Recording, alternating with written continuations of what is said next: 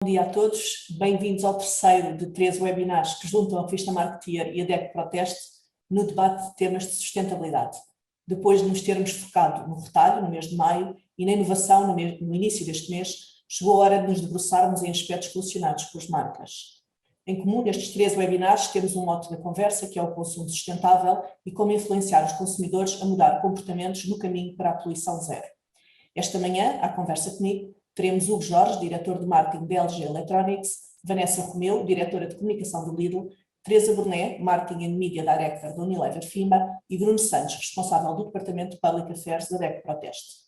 Eu sou a Maria João Lima, jornalista da Marketeer, e vou conduzir a conversa contando com a participação dos restantes convidados através do chat do Zoom. Vão deixando as vossas questões, que eu procurarei introduzi-las na conversa à medida que forem surgindo.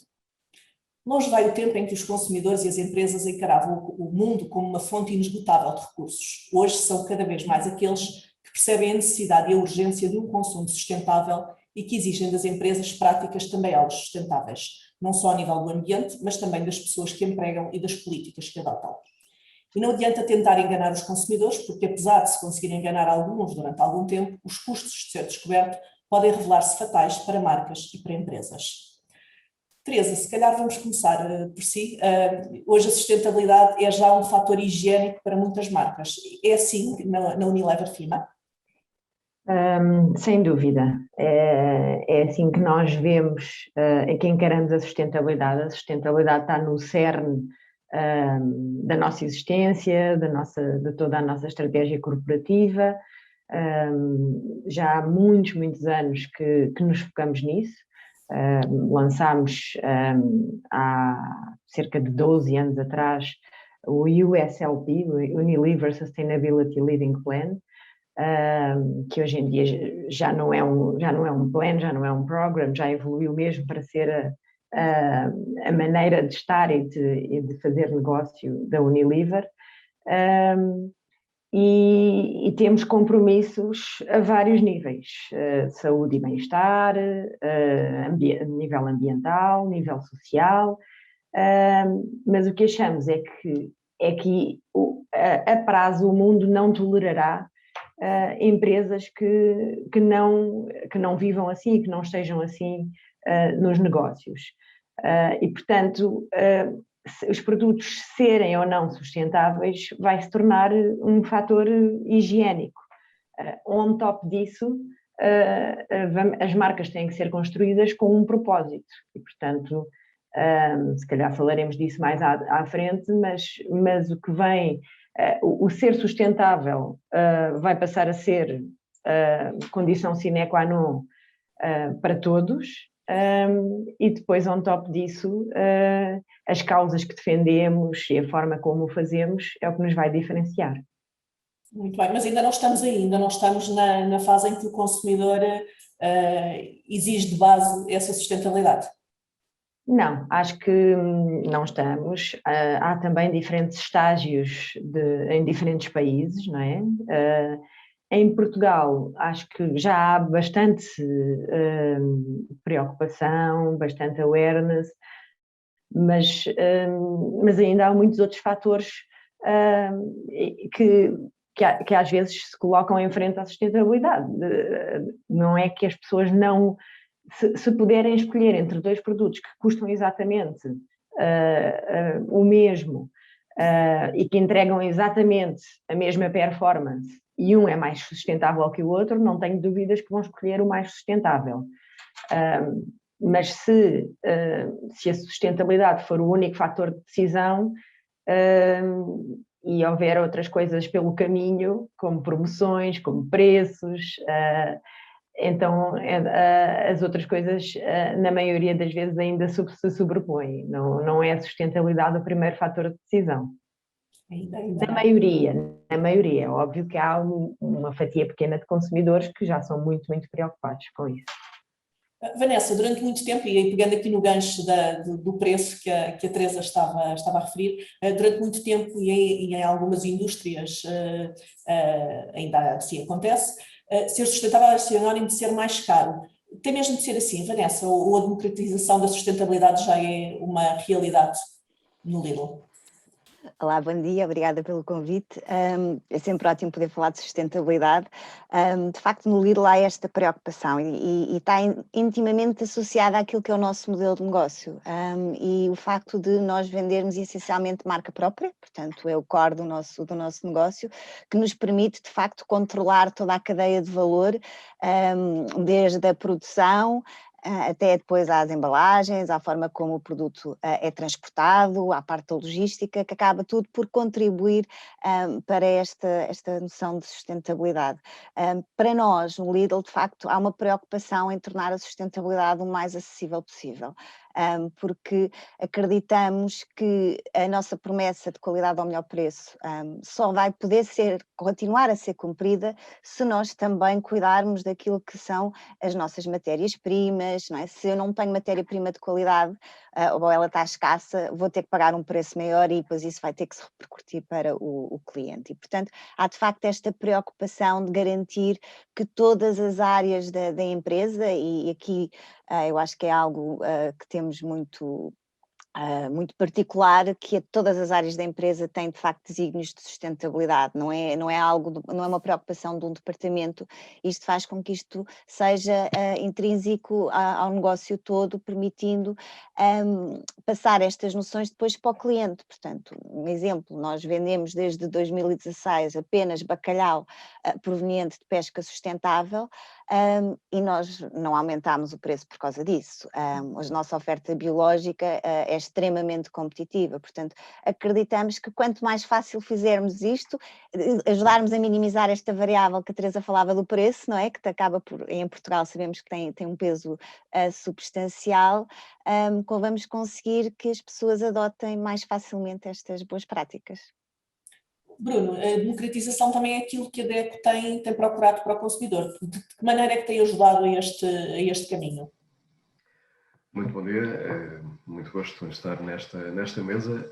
Para a DECO Proteste este é um debate essencial.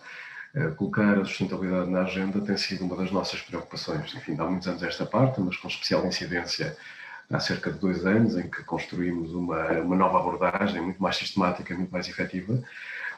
Mas, efetivamente, eu creio que quer a Teresa, quer a Vanessa tocaram em pontos que eu gostaria aqui de destacar, se me permitir muito rapidamente abrir as mãos. Eu, quando preparava este debate, e porque já temos alguns dados nacionais de parcerias anteriores e de ações anteriores desenvolvidas por nós, mas eu tentei perceber o que é que os consumidores europeus percebem sobre sustentabilidade, o que é que sabem. Porque acho que esta é uma premissa muito importante, porque quer a Vanessa, quer a Teresa pertencem a corporações que hoje disponibilizam produtos produzidos de forma sustentável, mas há aqui uma questão também prévia, que é de que mercado é que existe para estes produtos, ou que consumidores é que existem para estes produtos. Eu fui buscar alguns dados que me parecem muito engraçados. Nós discutimos sempre os ODS, não é? Os Objetivos de Desenvolvimento Sustentável, definidos pelas Nações Unidas, e num documento da OCDE, em que cita dados do Eurobarómetro para 2016 e 2017, foi perguntado aos consumidores europeus, ou aos europeus, o que é que sabiam que existiam os ODS e o que é que conheciam deles.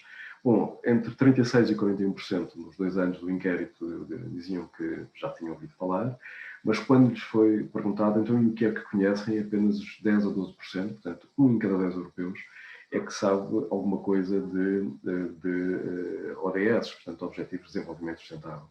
Depois há outro dado que a OCDE também partilha sobre quem deve pagar o atingimento dos ODS, e foi perguntado também aos consumidores europeus. Eu acho que estes dados são muito engraçados. 37% dizem que devem ser todos os países, 19% acham que são apenas os países ricos, depois, muito a propósito do nosso debate, 18% acham que devem ser as multinacionais, e, portanto, caros companheiros de debate, a conta estará a chegar. Depois, 12% acham que devem ser os países em desenvolvimento. 5% dizem que devem ser as ONGs, já que andam sempre a falar disto, então paguem vocês a conta, não é? Depois 5% dizem que são as empresas e só 4% é que acham que os cidadãos devem pagar. E, portanto, a questão do preço entra novamente aqui em equação. Mas, efetivamente, que consciência é que há sobre sustentabilidade? Eu fui buscar mais dados agora da FOA, 2019, e que num artigo interessantíssimo que nos diz que 77% das pessoas querem saber mais sobre como ter uma vida sustentável. Portanto, a Teresa há pouco deu uma coisa, e eu acho que vou citá-la palavra por palavra. Apenas uma pequena fatia de consumidores estão preocupados com o tema ou já estão preocupados com o tema há muito tempo. Estes dados corroboram efetivamente esta afirmação. Mas depois dizem que 93% das pessoas está preocupada, lato sensu, com o ambiente.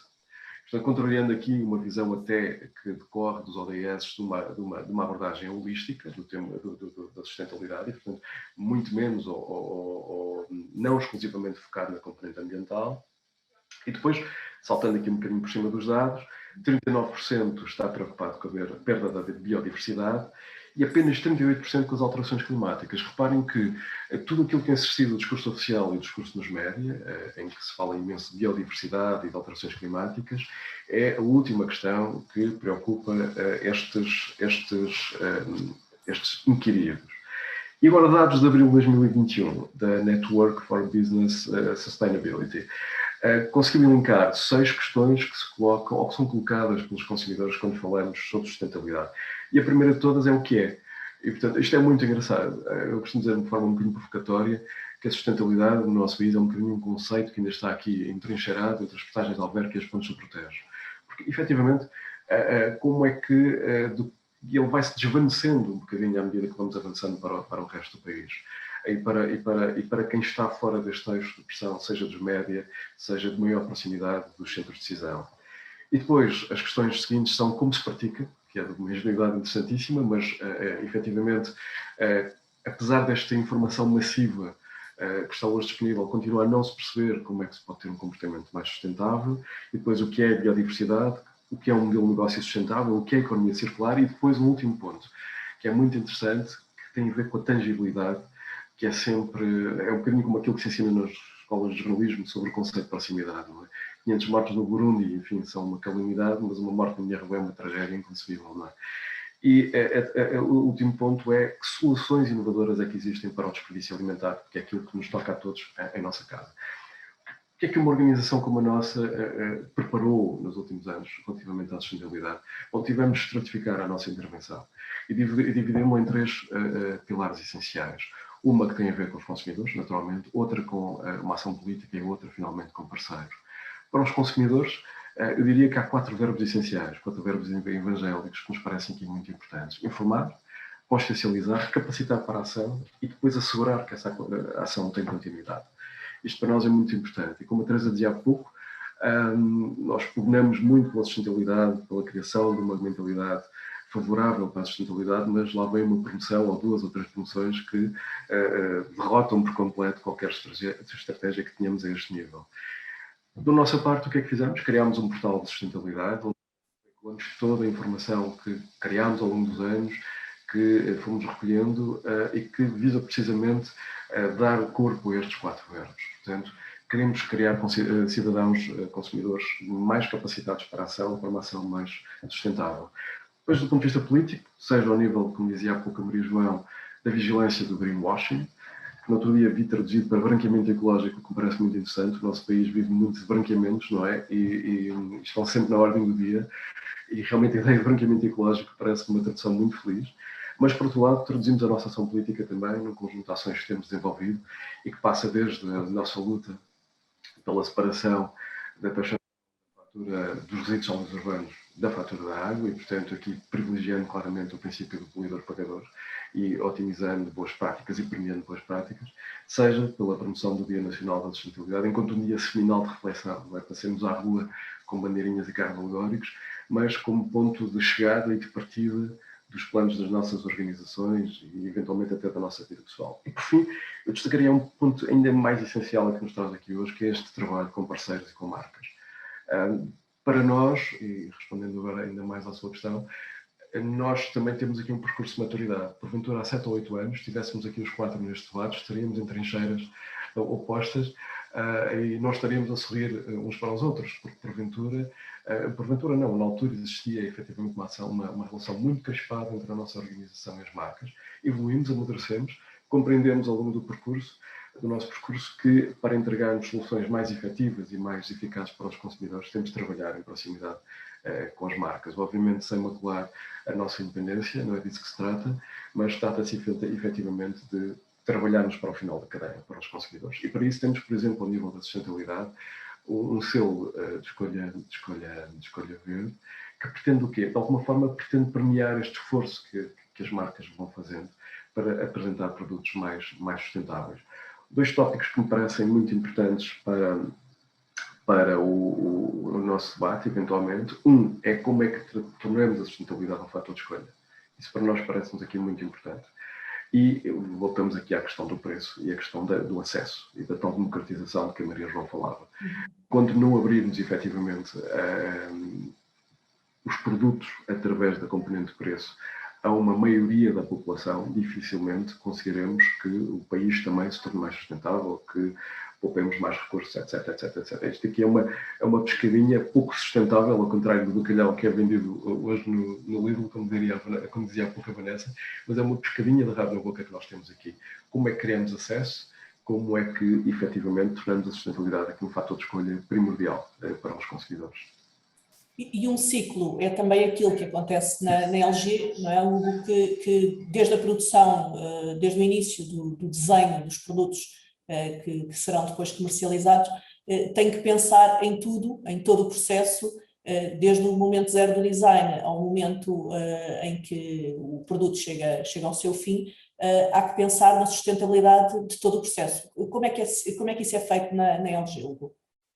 Olá, muito bom dia a todos.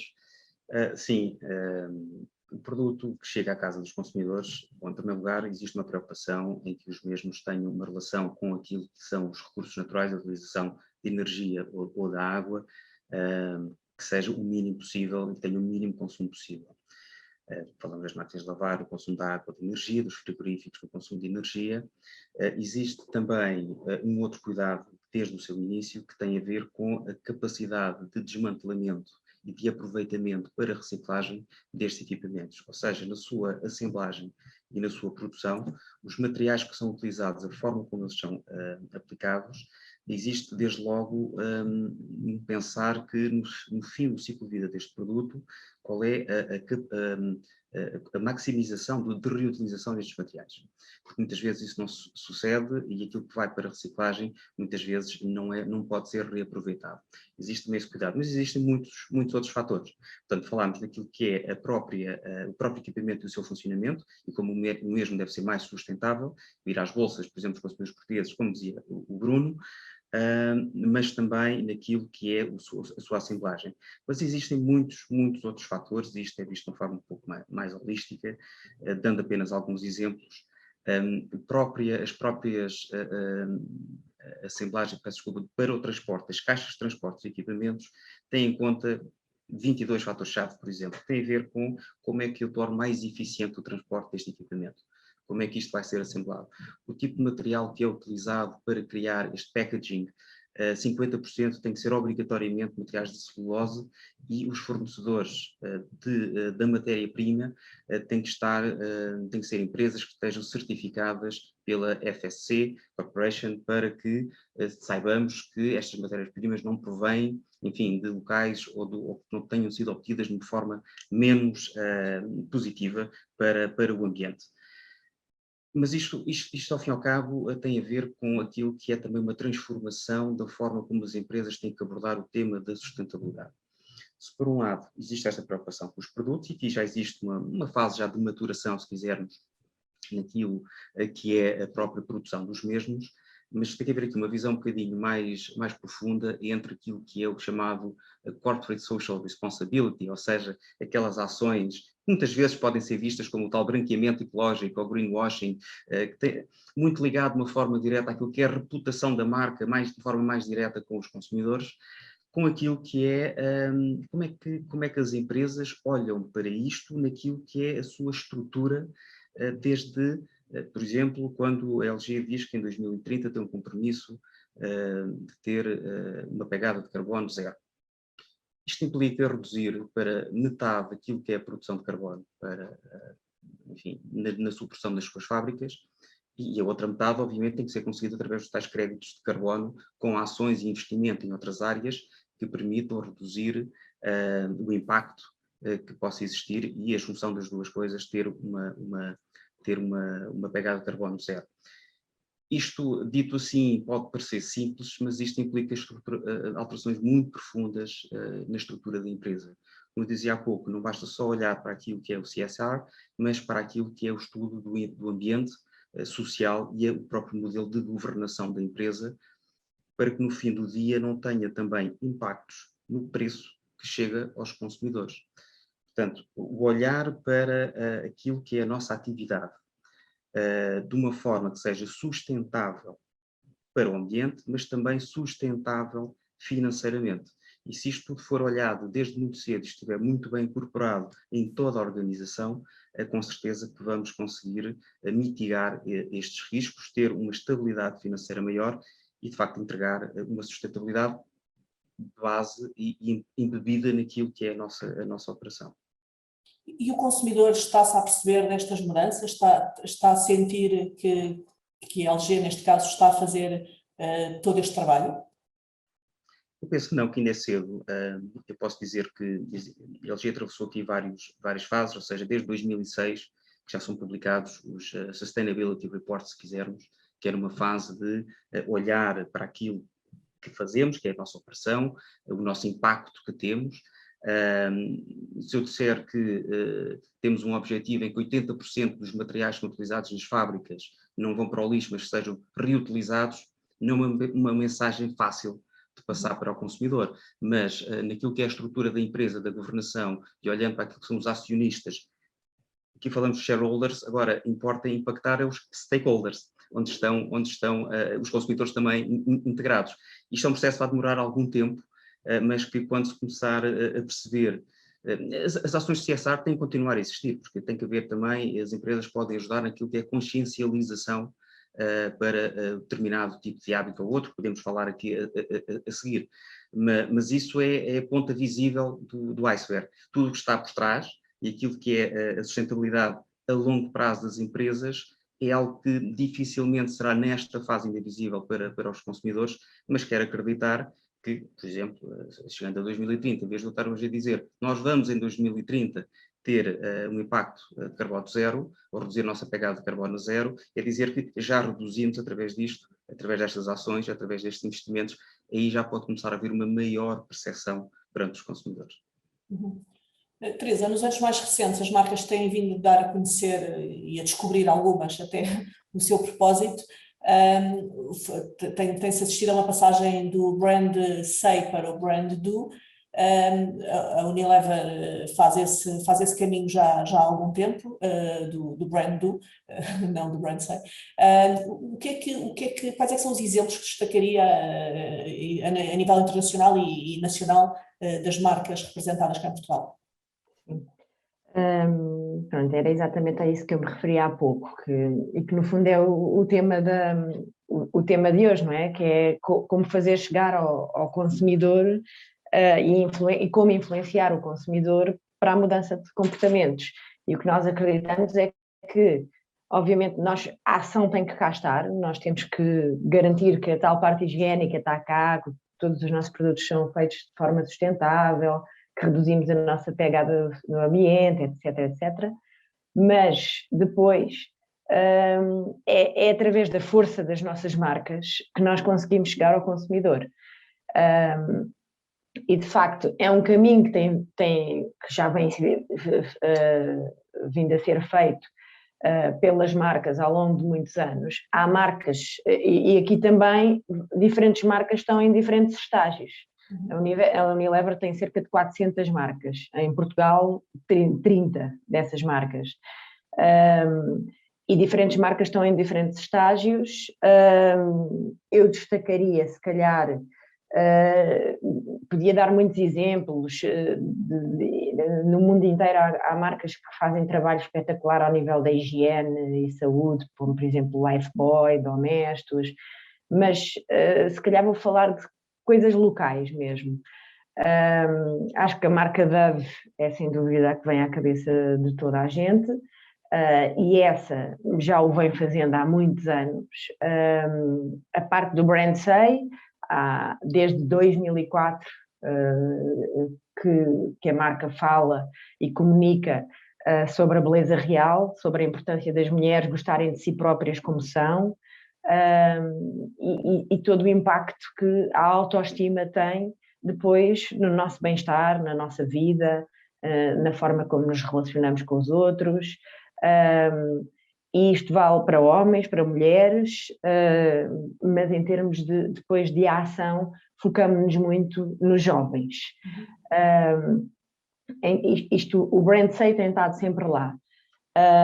Em termos de brand do no mundo inteiro, já há muitos anos que temos um programa que é o Projeto para a Autoestima, e desde há 2 anos começámos a implementá-lo também em Portugal, com uma parceria com outras entidades, nomeadamente a EPIs,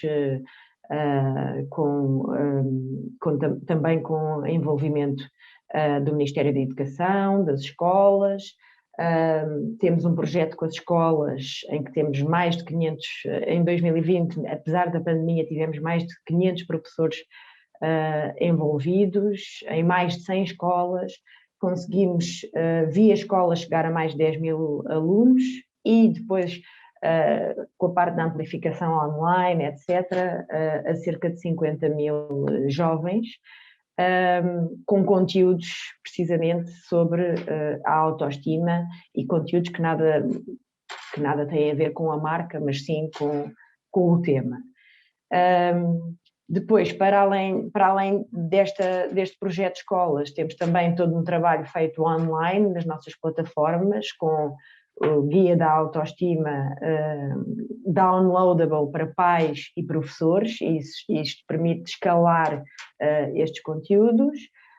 E este ano também fazermos um grande trabalho a tentarmos fazer ao nível do ponto de venda, onde também estamos presentes nas lojas praticamente todas do país e, portanto, conseguimos espalhar informação por aí.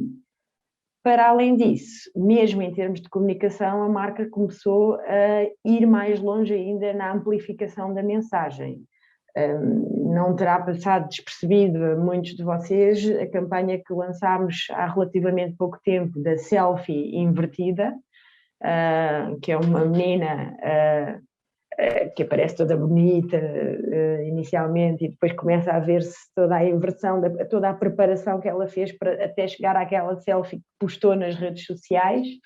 É uma campanha que teve um impacto brutal, tem estado a ter a nível mundial, mas Portugal foi dos países no mundo onde teve um maior impacto, porque na maior parte dos países está a ser feita só a nível digital. Nós resolvemos ir para a televisão também com a campanha, amplificá-la em todos os meios, e de facto tivemos o retorno tem sido muito grande em termos de feedback das pessoas, dos próprios jovens, dos pais. A verdade é que dados mesmo de Portugal, 76% das raparigas australianas já usam filtros e recorrem a uma série de aplicações para poderem postar fotografias suas nas redes sociais, e não se sentem confortáveis em postar uma fotografia normal, real. Têm que alterar sempre alguma característica, porque não se sentem contentes com a sua imagem, com o seu corpo. Tiram cerca de 9 fotografias diferentes até chegar à fotografia final que mais lhes agrada, e demoram, como vocês podem imaginar, horas nisto. E portanto são dados, nós fizemos um estudo grande em uma série de países, incluindo Portugal, e são dados preocupantes. E portanto agora estamos mesmo a chegar a um patamar de amplificação, não é só o brand say, não é só o brand do, é mesmo amplificar a mensagem. Pronto, e este seria o exemplo de Dove. Temos também, para dar um campo completamente diferente, outro exemplo, um exemplo ao nível alimentar, Hellmann's, que é uma marca que se foca muito no desperdício alimentar, cujo... É outro grande problema, não é? Na verdade. É outro grande problema. Mundialmente, cerca de 30% do que consumimos a nível alimentar é desperdiçado.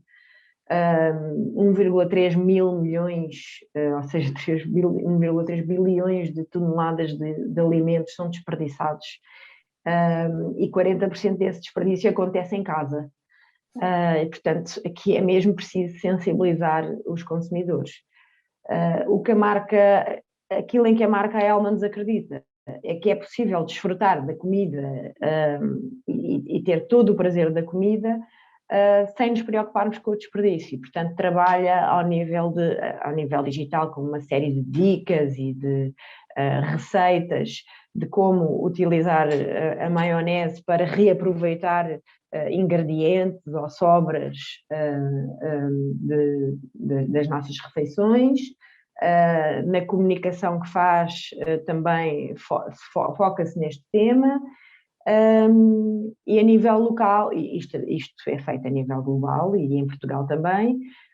Em Portugal começou desde o ano passado a trabalhar muito com os influenciadores locais, com a divulgação desta mensagem, e está também neste momento a trabalhar numa parceria com a Too Good To Go, em que inclusive o próximo passo será a inclusão do logo da Too Good To Go on pack, no nosso packaging, para dar a conhecer todo o trabalho da instituição e a própria instituição, ajudar a conhecê-los, e por outro lado também ter este logotipo no nosso packaging dá credibilidade ao nosso propósito. Portanto, eu destacaria estes 2 exemplos. Muito bem. Vanessa, o que se sente muitas vezes é que são os consumidores a puxar pelas marcas. O que é que vocês sentem como responsáveis pelas marcas? São os consumidores que estão a puxar por vocês, ou são vocês que estão a puxar pelos consumidores neste caminho rumo à sustentabilidade e à redução do desperdício? Como tudo na vida, eu acho que é um híbrido. Há situações onde, e estávamos aqui a falar, há produtos, há temas de sustentabilidade que ainda não são evidentes e visíveis para o consumidor. Eles ainda não percebem, de facto, o impacto que isto pode ter para o planeta.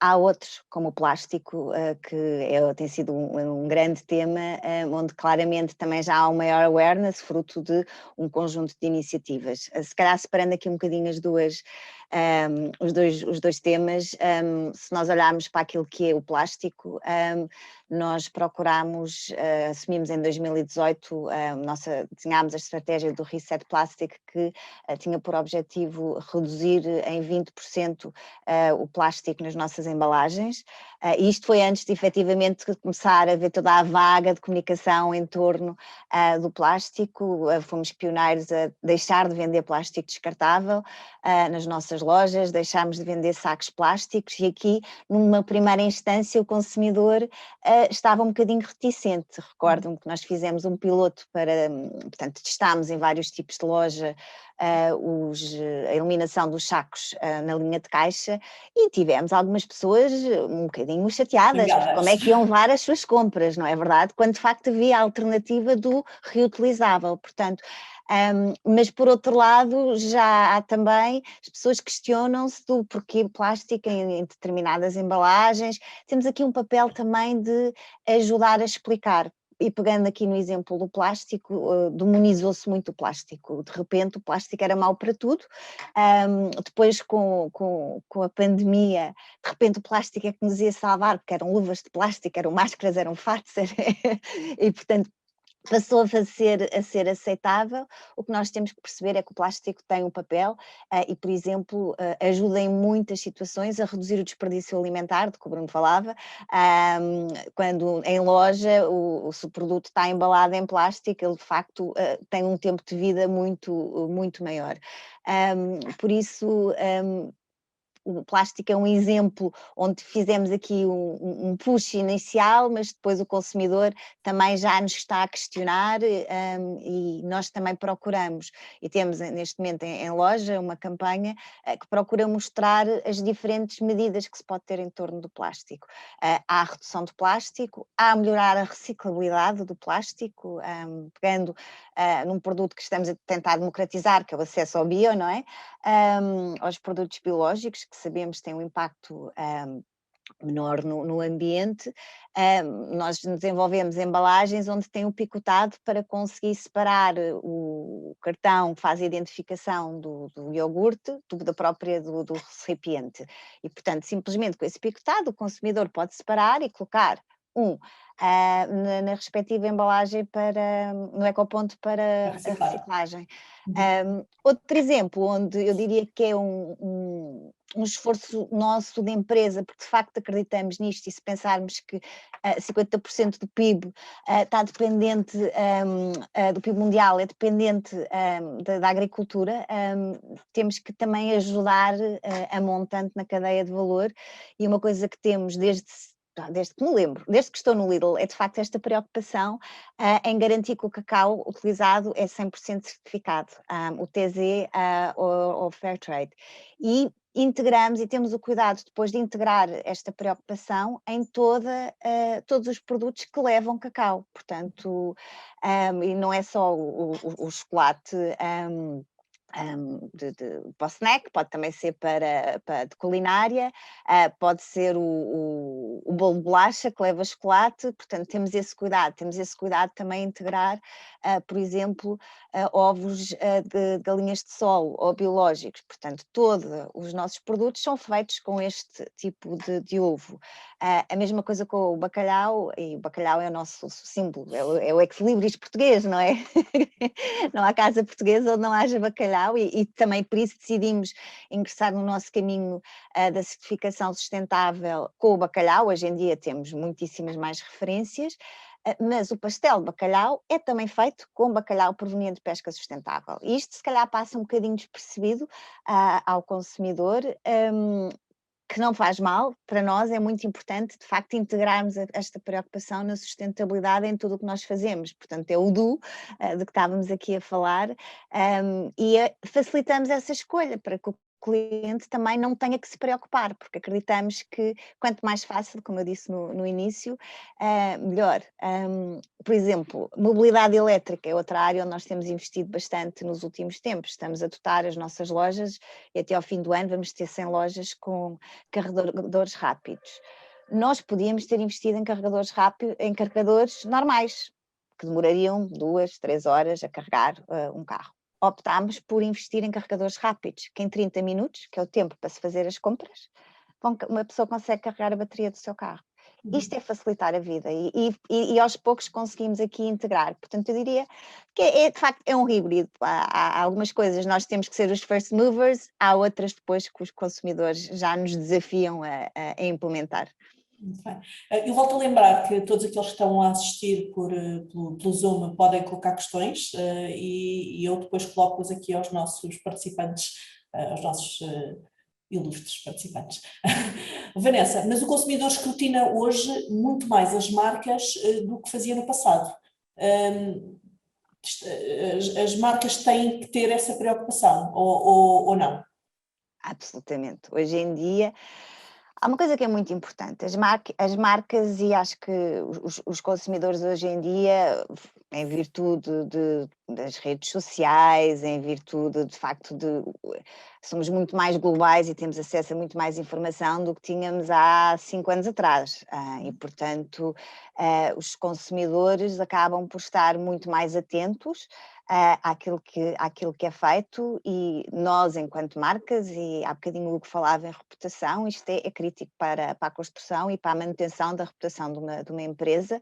Temos que ser transparentes, temos que ser de confiança, até porque o desígnio da sustentabilidade assim o exige, porque é de facto um tema.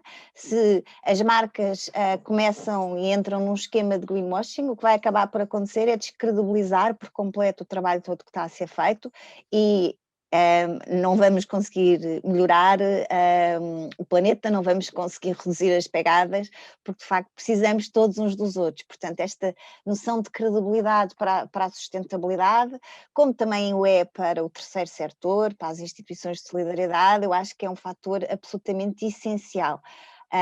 o walk the talk tem que ser feito. E por isso, e é algo que nos preocupa também bastante, é o envolvimento de toda a organização nisto, porque todos têm que o sentir, porque se eu vou a um sítio e vejo um colaborador da empresa a ter um comportamento menos sustentável, eu vou pôr em causa, de facto, aquilo que é o trabalho de sustentabilidade que a empresa está a fazer. E depois, há um outro fator que eu creio que é importante contrabalançar, é a ideia dos fake news também. Portanto, quanto mais transparentes formos, mais credíveis formos, mais robustos também e mais capacidade temos de ultrapassar este flagelo que, infelizmente, parece que está para ficar. Estamos a trabalhar todos afincadamente para conseguir moderar esse tema, mas isso acaba por prejudicar também as marcas e as mensagens que queremos passar, e por isso eu diria que é absolutamente essencial. Não vale a pena tapar o sol com a peneira. Também temos que ser conscientes que a sustentabilidade não é uma coisa que se faz assim do dia para a noite, e portanto isto é um processo, é um caminho que todas as marcas estão a fazer, e como tal terá avanços, pequenos retrocessos, mas mais uma vez eu acho que quanto mais transparentes formos nesta caminhada e mais envolvemos os nossos consumidores, também mais robustos seremos todos neste desígnio. Temos uma pessoa aqui no chat que pergunta porquê que é tão difícil ainda encontrar produtos sem óleo de palma. Não é difícil, já há produtos provenientes, aliás, todos os nossos produtos que teriam óleo de palma têm alternativas ou certificados, portanto não consigo precisar a lista, não a tenho de cor, peço desculpa, mas se nos quiserem contactar podemos disponibilizar. Há de facto um trabalho em procurar alternativas para determinadas matérias-primas que sabemos que são prejudiciais para o ambiente. Muitas vezes isto tem a ver também com a capacidade de certificação, de acompanhamento no terreno, não é? E a própria quantidade que depois acaba por ser necessária. A nível, se nós pensarmos no Lidl, por exemplo, estamos a falar à escala global, não é? 32 mercados, e isso acaba por, obviamente, influenciar, não no caso do óleo de palma, nós já temos esse compromisso, mas acaba por influenciar, obviamente, a nossa capacidade de adoção de determinadas medidas. Muito bem. Vejo a Teresa a concordar ali na outra janela. É uma questão também que se coloca na Unilever. É uma questão, já desde há muitos anos, obviamente, produtos alimentares e produtos, mas até os produtos de personal care, historicamente são formulados, muitos deles formulados com óleo de palma, e portanto desde há muitos anos que nos deparamos com essa questão e temos vindo a trabalhar afincadamente em arranjar soluções alternativas. 2, garantir que o óleo de palma que é utilizado, quando utilizado, é de origem sustentável. Foi exatamente o que estava só a concordar, porque é exatamente aquilo que a Vanessa disse, é uma preocupação para todos, mas o óleo de palma em si não é uma coisa má, tem toda a forma, tudo o que implica a sua recolha é prejudicial ao ambiente e portanto há que garantir, para já que estamos a arranjar, que temos formas alternativas. 2, que evitamos o uso excessivo. 3, que quando usado vem de uma origem completamente sustentável. Exatamente, para evitar a desflorestação, não é? Obviamente, sim. Essa é a grande preocupação. Exatamente. Bruno, o consumidor nem sempre é coerente nas escolhas, e esta se calhar também vale para todos. Umas vezes o consumidor é muito sustentável em algumas escolhas das que faz, outras vezes não é nada sustentável. É um compromisso, é um caminho ainda que falta percorrer, termos sempre um comportamento coerente? É um comportamento que podemos pagar, genericamente. Eu creio que capacidade financeira das famílias, por exemplo, portuguesas, e já vimos todos aqui, eu creio que é consensual entre nós, que o preço é claramente um fator de bloqueio. E, portanto, as escolhas das famílias são muito condicionadas por essa sua capacidade de pagamento. Não é? Eu não teria dúvidas de que, devidamente esclarecidas e capacitadas e informadas, os consumidores adeririam sem reservas a produtos muito mais sustentáveis. Mas eu diria que, no limite, a decisão hoje, o gume da faca afiada, continua a ser o fator preço. Não é? E, enquanto não conseguimos a tal democratização do acesso, torna-se difícil que o consumidor, com os recursos que tem, e repare que nós estamos numa crise financeira praticamente há uma década, torna-se muito difícil e que tem sobretudo impacto sobre a classe média, não é? E sobre a sua capacidade de consumir, veja a carga fiscal que temos também sobre as famílias. Tudo isto também condiciona a sustentabilidade. Porventura, e eu acho que as marcas aqui não têm de fazer um trabalho, um esforço isolado, porventura podemos discutir aqui a nível europeu, a nível nacional, a criação de incentivos para que as marcas também disponibilizem estes produtos a preços mais baixos e mais acessíveis. Não é? Esta questão do óleo de palma, se me permite, também nos tem atraído muita atenção nos últimos anos. E há aqui duas visões muito, muito interessantes. Uma, aquela que a Teresa e a Vanessa referiram, e que tem a ver com a subexploração de recursos na origem, não é? E, portanto, é ótimo quando a indústria consegue obter as matérias-primas de forma sustentável ou consegue encontrar alternativas. Estamos aqui a falar de um produto que não é facilmente substituível ou não é barato também substituível para a indústria. Mas, por outro lado, também temos aqui uma questão que tem de ser colocada ao consumidor e que tem muito a ver com a sua mudança de mentalidade e com a mudança de comportamentos, não é? O consumidor está disponível, por exemplo, para abdicar de utilizar aqueles cremes de chocolate ótimos para barrar no pão, que têm o óleo de palma na sua composição. Esta é uma questão muito interessante também, porque eu creio que na sustentabilidade a árvore faz claramente a floresta, não é? E se nós, quando vamos, por exemplo, a uma loja da Vanessa, começamos a não comprar um determinado produto porque ele não é produzido de forma sustentável, estamos claramente a enviar uma mensagem àquele produtor, não é? Nós aplicamos o seu produto porque ele não é sustentável. Ou vou para um exemplo muito mais comozinho. Quando tenho 2 maçãs embaladas à venda, felizmente não no Lidl, mas em alguns concorrentes da Vanessa, é muito frequente encontrar duas maçãs embaladas ao lado de um caixote de maçãs vendidas a granel. Não faz sentido, obviamente, que aquelas 2 maçãs estejam ali pré-embaladas, quando temos ao lado um caixote com maçãs perfeitamente iguais vendidas a granel. Mas se nós, individualmente, abdicarmos de comprar aquelas 2 maçãs embaladas, aquelas marcas do retalho vão chegar ao final do dia e vão dizer, bom, não vale a pena estarmos aqui a criar este resíduo adicional da embalagem do filme para envolver as 2 maçãs, porque os consumidores claramente estão enviando uma mensagem inequívoca de que preferem as outras maçãs. Porventura até podem adquiri-las levando os seus sacos de casa e, portanto, já reutilizando sacos que anteriormente até foram disponibilizados nos próprios super e hipermercados. E, portanto, eu creio que aqui comportamento adiciona comportamento e destes a soma, é um bocadinho como quando votamos, não é? É da soma do nosso contributo individual que acontecem as mudanças coletivas. Mas o consumidor tem também aqui um caderno de encargos muito forte a nível de alteração de mentalidade, a nível de alteração de comportamentos, sem dúvida alguma.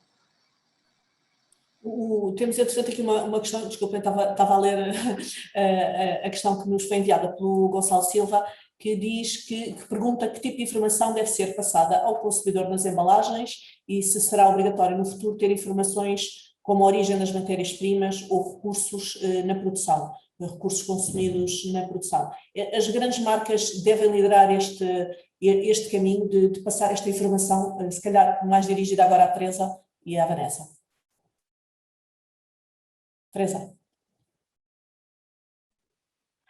Desculpa, estava aqui a tirar o mute. Bem, nós temos estado a trabalhar nisso até a nível legal, não é? A informação que é colocada nas embalagens e que deve estar colocada nas embalagens é o máximo possível de informação que seja relevante para o consumidor.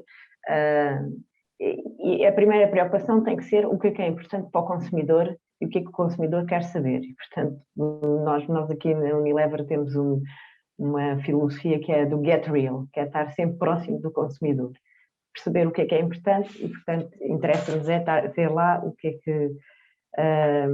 é que o consumidor quer saber.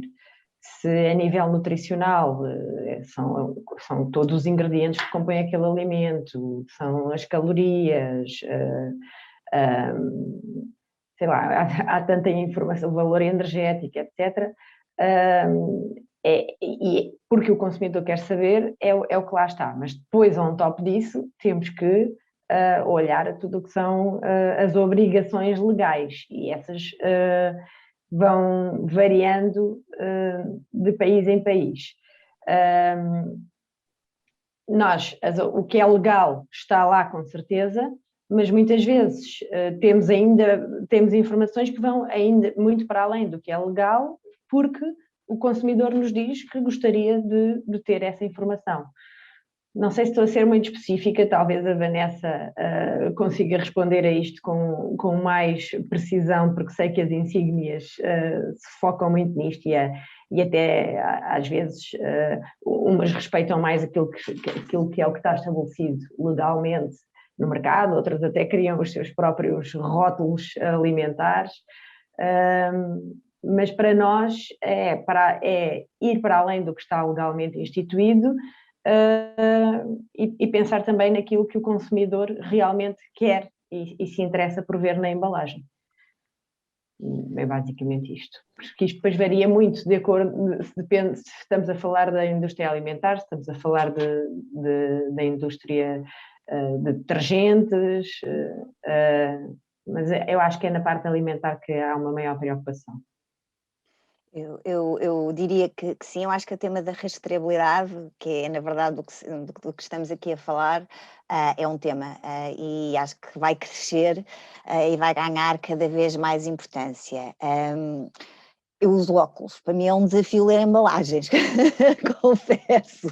Portanto, eu não sei se usamos, não é? Portanto, eu não sei se a solução, e não é por usar óculos, mas sinceramente eu acho que nós temos que pensar aqui, efetivamente, o que é que faz sentido estar na embalagem, o que é importante, e sem dúvida as questões legais devem ser, sendo que elas variam de país para país, como a Teresa disse, e isso em si é um desafio quando há um produto que é desenvolvido no mercado e depois distribuído por outros, mas acho que esta questão da rastreabilidade é muito importante e felizmente vivemos numa era onde o acesso à informação é facilitado e as marcas começam a ter, e nós começamos a ter, no nosso caso, temos uma zona de sustentabilidade, temos um site muitíssimo completo, onde falamos da origem das nossas matérias-primas, ou dos nossos compromissos, onde temos público uma lista daquilo que são os nossos fornecedores de artigos não alimentares, por exemplo. Portanto,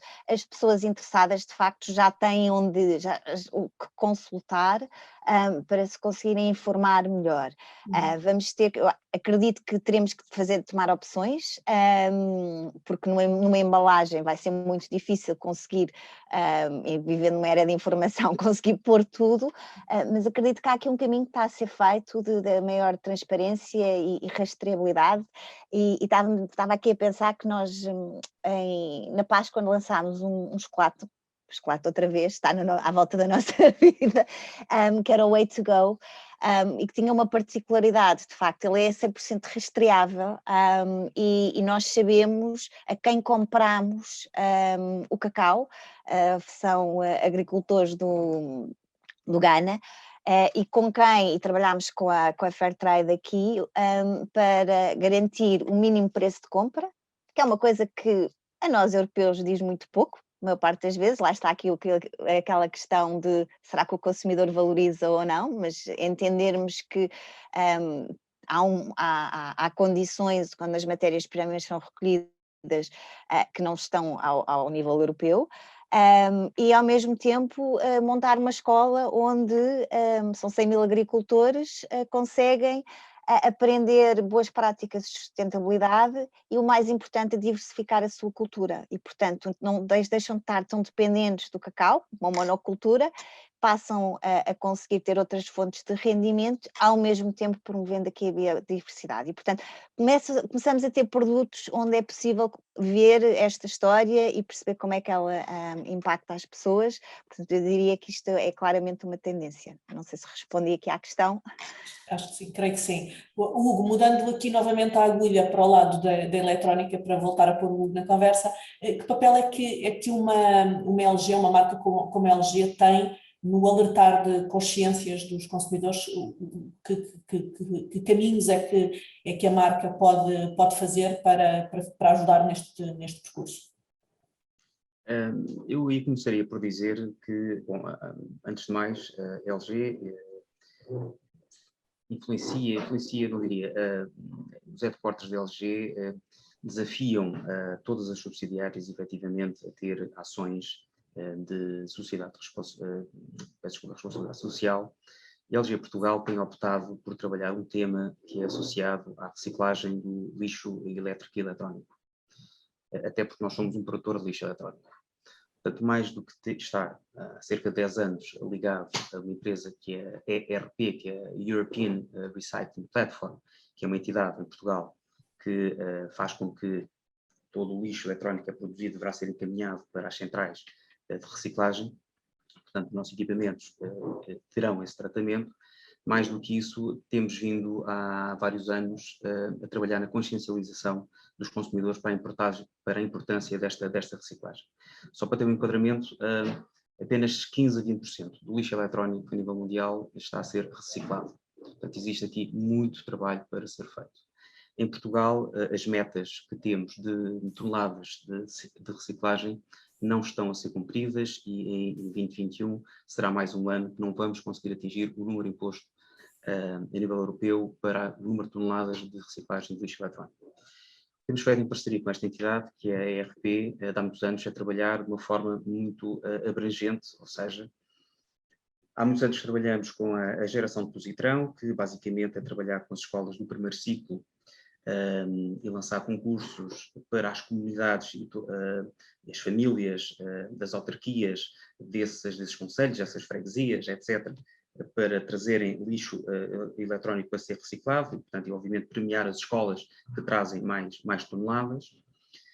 Passamos daí para trabalhar diretamente com os consumidores, onde incentivamos, de forma direta, benefícios se nos derem o seu equipamento, qual fosse, para lixo eletrónico, e com esta parceria, com esta associação, nós o encaminhamos também diretamente para estas entidades de reciclagem.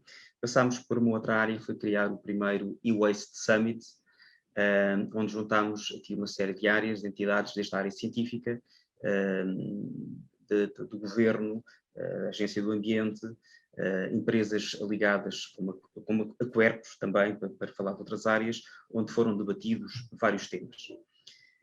Isto foi há 2 anos. O que fizemos o ano passado foi dar aqui um outro passo, que percebemos que não havia ainda em Portugal nenhum estudo feito junto dos consumidores sobre os seus hábitos de reciclagem. Mas como é que os portugueses, de facto, qual é o hábito que têm, como é que funciona, conhecimento é que têm de reciclagem. Só dar aqui uns números, de uma forma muito resumida, de alguns dos resultados. Se por um lado tivemos cerca de 66% dos portugueses que dizem reciclar os seus produtos elétricos, temos aqui, obviamente, 34% da população que continua a não saber para onde encaminhar este lixo eletrónico. Mas o que mais nos surpreendeu, porque nós temos uma noção de que nem tanto os millennials, mas até os mais novos terão uma responsabilidade perante a sustentabilidade do ambiente um bocadinho diferente daquilo que as pessoas mais antigas, onde eu me incluo. Mas, de facto, saiu daqui que apenas 2,1% dos jovens entre os 18 e os 24 anos têm por hábito reciclar os seus aparelhos eletrónicos. Isto foi um estudo desenvolvido por Aquadata, portanto, para mais de 1000 pessoas, em Portugal continental, e, de facto, foi um número um pouco preocupante. E temos um outro fator que 60% das pessoas dizem que guardam equipamento elétrico, os telemóveis, os pequenos eletrodomésticos, porque ainda pode dar jeito. Portanto, ainda pode dar jeito, não está a ser utilizado, não está a ser encaminhado e não está a ser reciclado. Portanto, fizemos este estudo, lançámos estes resultados para o mercado, mas fizemos mais do que isso. Criámos uma parceria com a Startup Lisboa para desafiar pequenas startups, olhando para os resultados deste estudo, a desenvolverem ações, projetos que pudessem visar diretamente estas problemáticas.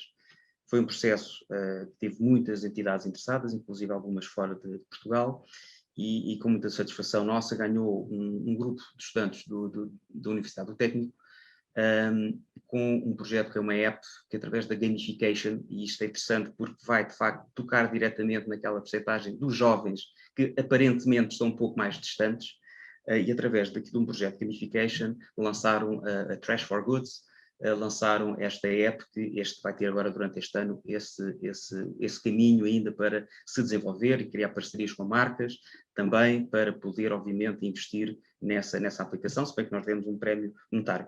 Ou seja, isto de uma forma muito rápida e resumida, dizer que temos estado a trabalhar na consciencialização desta problemática, somos produtores, não basta estarmos associados a uma entidade que faz a reciclagem, mas também aqui trabalhar tanto com os consumidores de forma direta, como com a sociedade no geral, tentando encontrar soluções com um parceiro, que não me canso de repetir, que é a ERP, que tem estado connosco neste projeto já há muitos anos. Temos, entretanto, duas questões que entraram precisamente para o Hugo.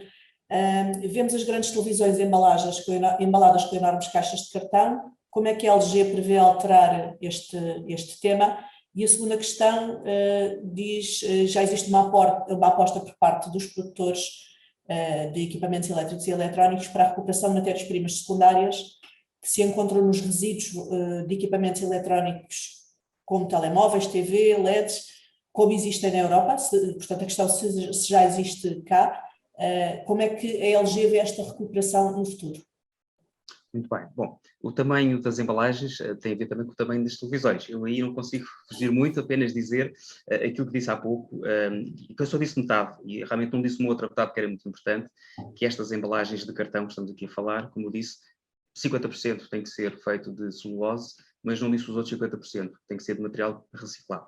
Portanto, esse cuidado já existe há muitos anos em todas as embalagens que a LG. Nós vamos lançar agora uma TV que é enrolável, portanto isso vai com certeza diminuir o tamanho da caixa que a envolve, mas também o preço não é nada simpático, não será isso a solução com certeza. Isso por um lado.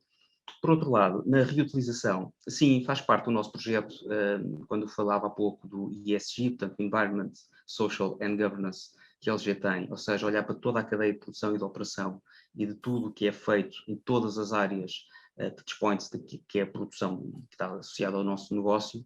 Um desses pontos é que mais de 80% do material, o desperdício das fábricas tem que ser reutilizado. Portanto, este cuidado já existe e estou a falar de uma forma mais global enquanto LG. Em Portugal, o que nós temos trabalhamos com alguns parceiros para fazer aqui um upcycling, um reuse de alguns equipamentos. Portanto, há equipamentos que são lixo e aí terão que ir para estas entidades de reciclagem, mas existem equipamentos que com alguma reparação, com alguma intervenção, podem ser reutilizados e embora a LG não faz venda direta ao consumidor, portanto temos obviamente parceiros que o fazem e estes nossos parceiros, centros de assistência técnica, fazem esta venda de equipamento chamado Grade B, de produto que está perfeitamente funcional, para que não seja mais um equipamento que fica esquecido na gaveta. Neste caso, uma máquina de lavar será difícil pôr na gaveta, mas a partir de uma qualquer arrecadação, mas que pode ser de facto reutilizado e vendido a um preço muito mais baixo.